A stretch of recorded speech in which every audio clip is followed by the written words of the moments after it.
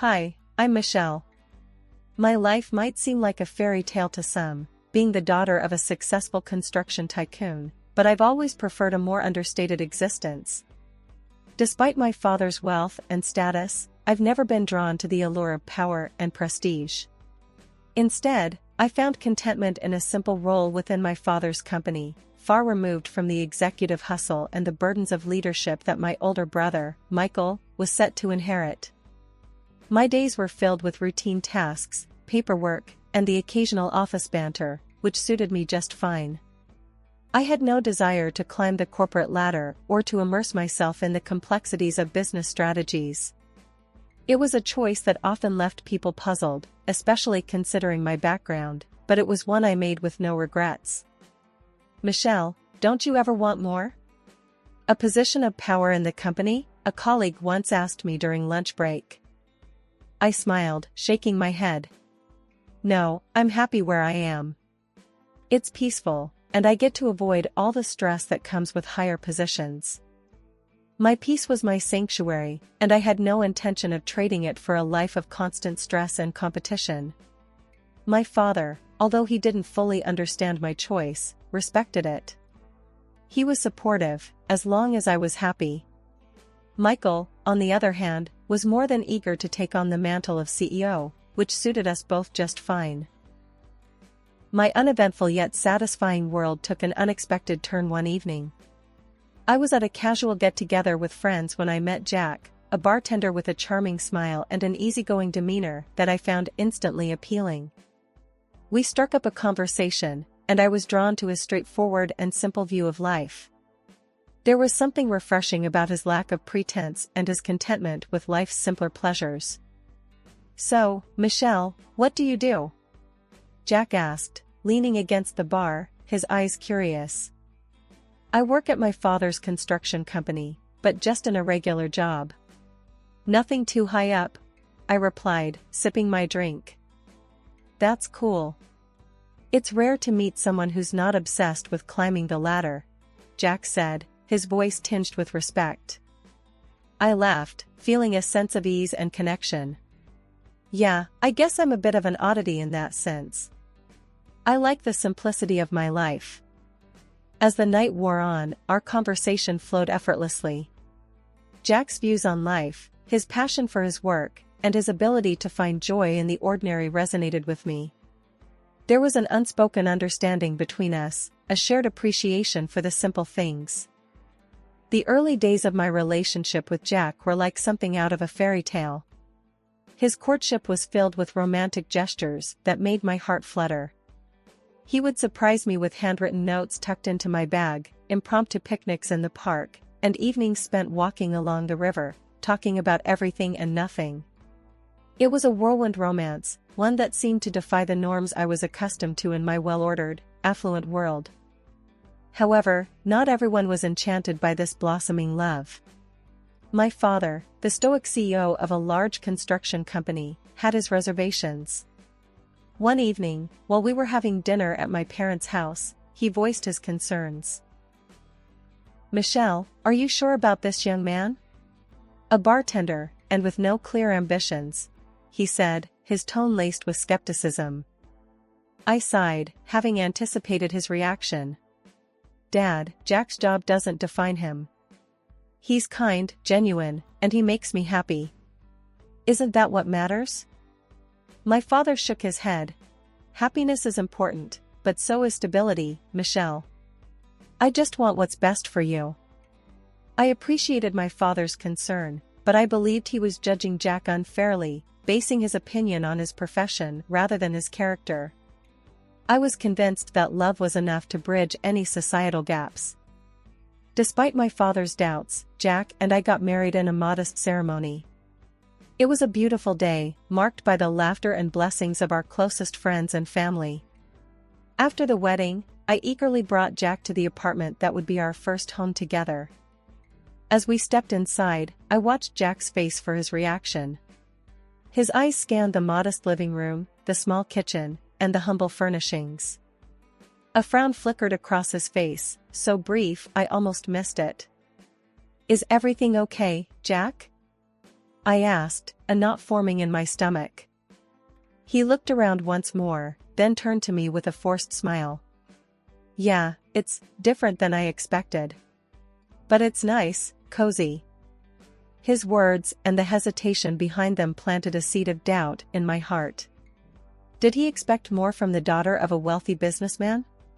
Was our modest home a disappointment to him? For the first time since we met, I questioned my decision to marry him. Had I been too quick to overlook the potential challenges our different backgrounds would bring? The joy and romance that had defined our relationship were now tinged with uncertainty, leaving me to wonder what the future held for us. The initial bliss of married life with Jack gradually gave way to a sobering reality. The romance that once seemed boundless was now overshadowed by daily routines and unmet expectations. Jack's reluctance to help around the house became more apparent, and his attitude towards our living situation grew increasingly indifferent. One evening, after a long day at work, I came home to find the apartment in disarray and Jack lounging on the sofa, absorbed in a football game. "Jack, could you help me clean up a bit? It's been a hectic day," I asked, hoping for some support. He glanced at me briefly, then back at the TV. "Can't you see I'm watching the game? I've been on my feet all day at the bar." I bit back my frustration and began tidying up myself. The imbalance in our household responsibilities was becoming a glaring issue. Later that night, as we sat down for dinner, I decided to address the elephant in the room. "Jack, I feel like I'm carrying the weight of all the household chores. It's exhausting." He forked his food indifferently. "Michelle, I work nights. I need to rest during the day. You know that." "But I work too, Jack." "A little help would be appreciated," I replied, my voice tinged with fatigue. Jack sighed, his annoyance evident. "All right, I'll try to do a bit more, but don't expect me to turn into a house husband." The conversation left a bitter taste in my mouth. It wasn't just about the chores, it was his lack of willingness to be a partner in this marriage.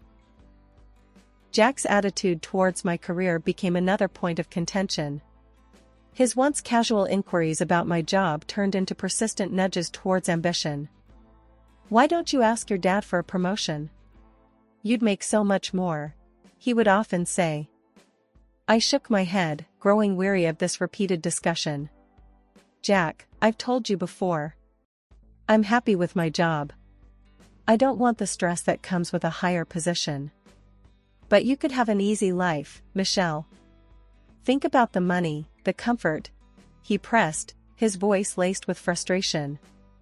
I couldn't help but feel that Jack's interest in my career advancement was driven more by the potential financial gain than by concern for my happiness. The strain in our relationship intensified when Jack began spending more time at the bar, often coming home late or not at all. I felt a growing sense of loneliness and neglect. One evening, when Jack had come home particularly late, I confronted him. "Jack, we barely see each other anymore. You're always at work or out."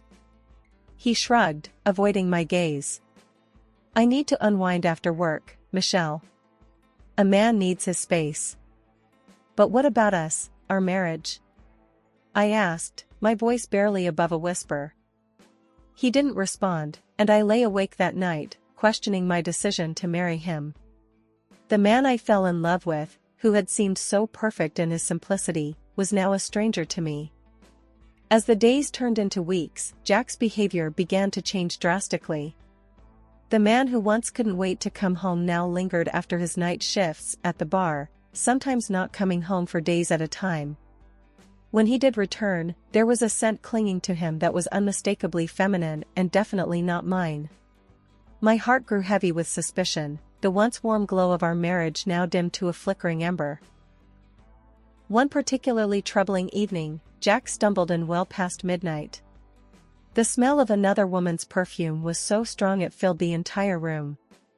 I couldn't hold back my emotions any longer. "Jack, where have you been? You smell like perfume," I asked, my voice a mix of hurt and accusation. He shrugged off his coat, avoiding my eyes. I was just at the bar, Michelle. You know how it is, customers get friendly. But you were gone for 2 days, Jack. And this perfume, it's not mine, I pressed, seeking some semblance of truth. He let out an exasperated sigh. Michelle, you're being paranoid. It's nothing. Just part of the job. I didn't believe him. The trust that once formed the foundation of our relationship was crumbling fast. I needed to know the truth, no matter how painful it might be. The next day, I made a decision. I reached out to Tom, the head of security at my father's company. He had always been like an uncle to me, and I trusted him implicitly. Tom, I need your help. I think Jack is. I think he's seeing someone else, I said, the words tasting bitter in my mouth. Tom's expression turned serious. I'm sorry to hear that, Michelle. You know I'll do anything to help you. I'll start keeping an eye on him. We'll get to the bottom of this. I let out a shaky laugh, trying to lighten the mood. Thanks, Tom. I know you'll find out everything, down to his school grades. Tom gave a small chuckle. You got it, Michelle. If he's up to no good, we'll find out. As I waited for Tom to get back to me with his findings, the days felt longer and heavier. I was caught in a limbo of hope and fear, part of me wanting to cling to the belief that my suspicions were wrong, while another part braced for the impending heartbreak. The day I received the results of Jack's surveillance from Tom, the head of security at my father's company, felt like a plunge into icy waters. Tom handed me an envelope, his expression somber, eyes filled with unspoken apologies. Michelle, I wish the news was better, Tom said gently, breaking the tense silence in my living room. Bracing myself, I opened the envelope. The photos spilled out, each one a hammer blow to my heart. There was Jack, my husband, laughing and cozying up to a young woman. She wasn't just any woman, she was the heiress of one of the largest companies in the city, known for her wealth and status. I felt a bitter laugh escape my lips. So, he was looking for a richer catch, I murmured, more to myself than to Tom. Tom placed a comforting hand on my shoulder. Michelle, you deserve so much better than this. After Tom left, I sat alone with the stinging truth until Jack came home, reeking of alcohol and late-night revelries. I confronted him, the evidence of his betrayal in my trembling hands. Jack, what is this? I demanded, my voice sharp with hurt and anger. He barely glanced at the photos before letting out a loud, harsh laugh. Oh, that. Yes, I've been seeing her. She's everything you're not, Michelle. Ambitious, a future CEO in her father's company. His words cut deep, but I stood my ground. And that justifies your cheating? I was your wife, Jack. He shrugged, his arrogance palpable. Wife or not, I need someone who can elevate my life, not keep me stuck in mediocrity. You were just a stepping stone, Michelle. Tears stung my eyes, but I refused to let them fall. Well, congratulations, Jack. You've shown your true colors. I'm filing for divorce. He smirked, undisturbed by my declaration. Fine by me. I was getting tired of this charade anyway. That evening, Jack packed his things and left, leaving behind a trail of broken vows and a shattered heart. As I watched him leave, a mix of relief and profound sadness washed over me. The man I had loved and trusted was nothing but a facade, a wolf in sheep's clothing. In the quiet aftermath of his departure, I sat alone in the apartment that once echoed with our laughter and dreams. The pain of betrayal was raw, but within it, I found a glimmer of strength. Jack had used me, but I wouldn't let his deceit define my worth. Life after Jack's departure was a whirlwind of emotions. I had moments of deep sadness, but also a growing sense of liberation. During this turbulent time, an unexpected opportunity presented itself, one that would change the course of my life. One evening, my father invited me to dinner at his place. His demeanor was serious, a rarity for him during our casual meetups. "Michelle, I have something important to discuss with you," he began as we sat down at the dining table, a spread of my favorite dishes before us. "What is it, Dad?" I asked, curiosity piqued. He took a deep breath, his expression somber. "Your brother, Michael, has decided not to take over the company. He's off to Tibet to find himself or something of that sort. I need you to step in." I nearly choked on my water. "Me? Dad, I've never even considered such a role. I'm happy with my current position." He leaned forward, his eyes earnest. "I know, Michelle, but you have a natural understanding of the business. You've been around it all your life. I believe you can do this. But I don't have the experience or the ambition Michael has," I countered, the idea feeling overwhelming. "Experience can be gained, and ambition isn't always about climbing to the top. It's also about maintaining and nurturing what's already there," he argued, his tone gentle yet persuasive. I pondered his words, feeling a mix of fear and excitement. "I'll think about it, Dad. It's a big decision." After dinner, I lay awake in bed, thinking about the opportunity. Could I really step into such a large role? Was I ready to take on such a responsibility? But I agreed. The days following my decision to step up in my father's company were a blend of apprehension and quiet determination. My usual routine at work changed dramatically as I started to involve myself in different aspects of the business, areas that were once Michael's domain. One morning, my father called me into his office. His usually stern face had a softer expression. "Michelle, I know this is a big change for you, but I have every confidence in your abilities," he said.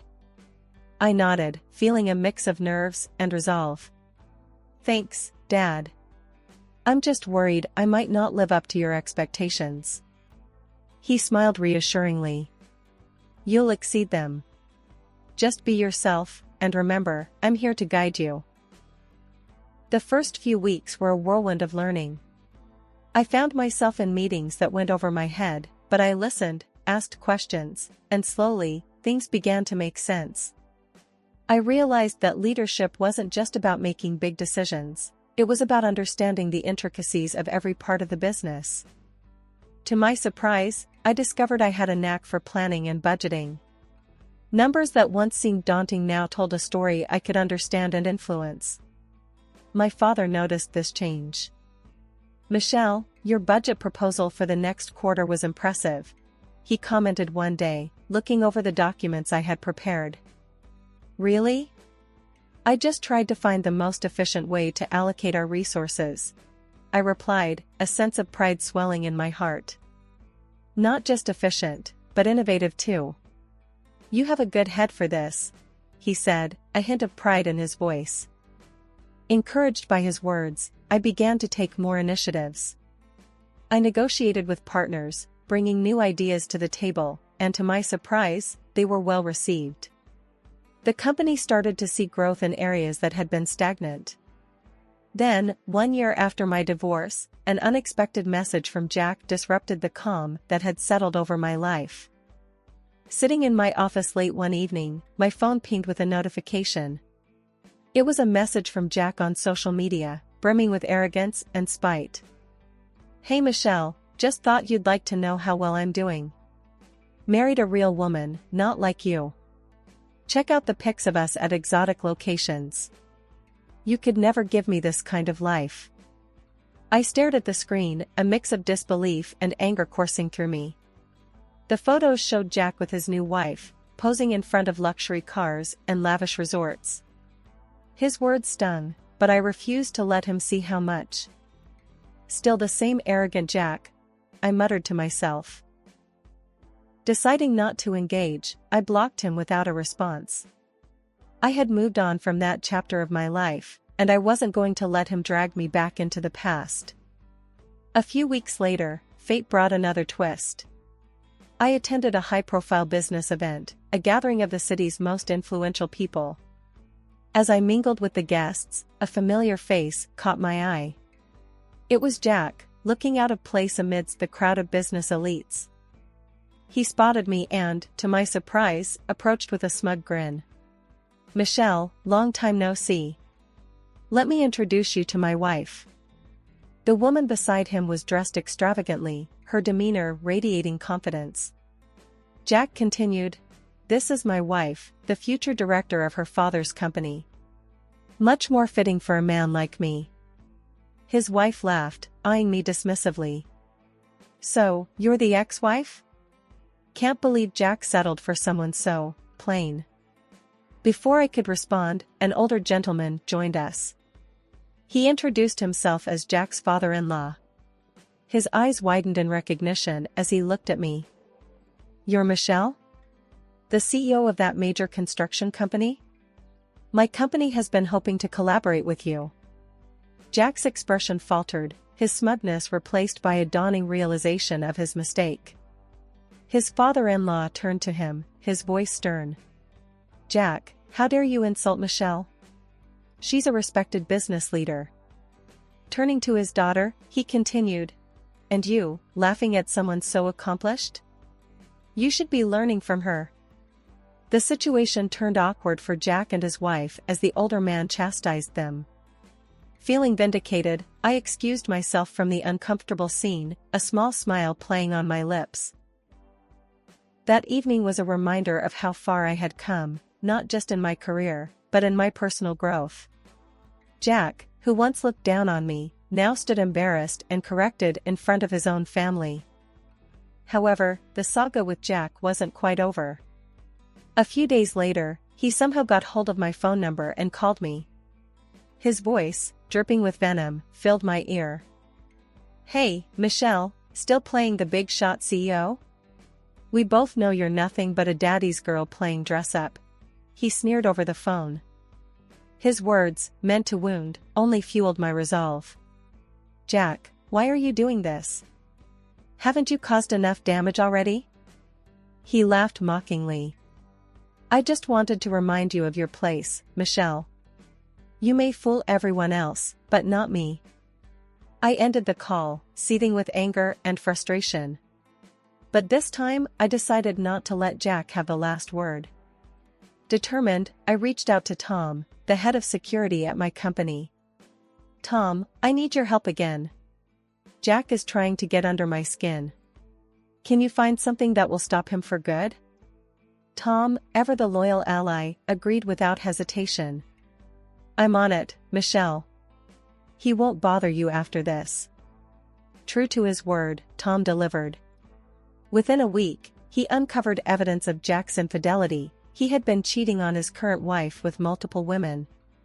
With a sense of cold satisfaction, I forwarded the evidence to his wife. The fallout was immediate and explosive.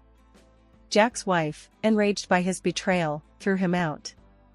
She ensured that he was ostracized from their high society circles, effectively cutting him off from the luxurious life he had schemed so hard to attain.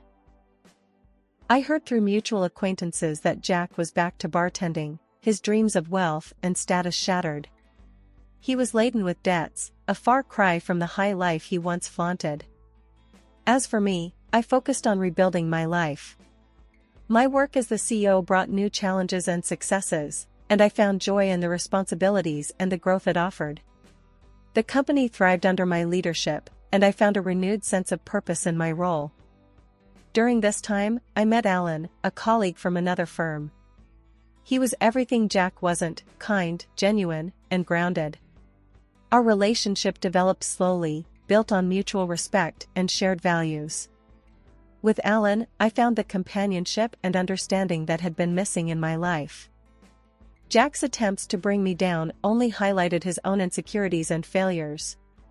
In contrast, I had risen from the ashes of our broken marriage, stronger and more confident.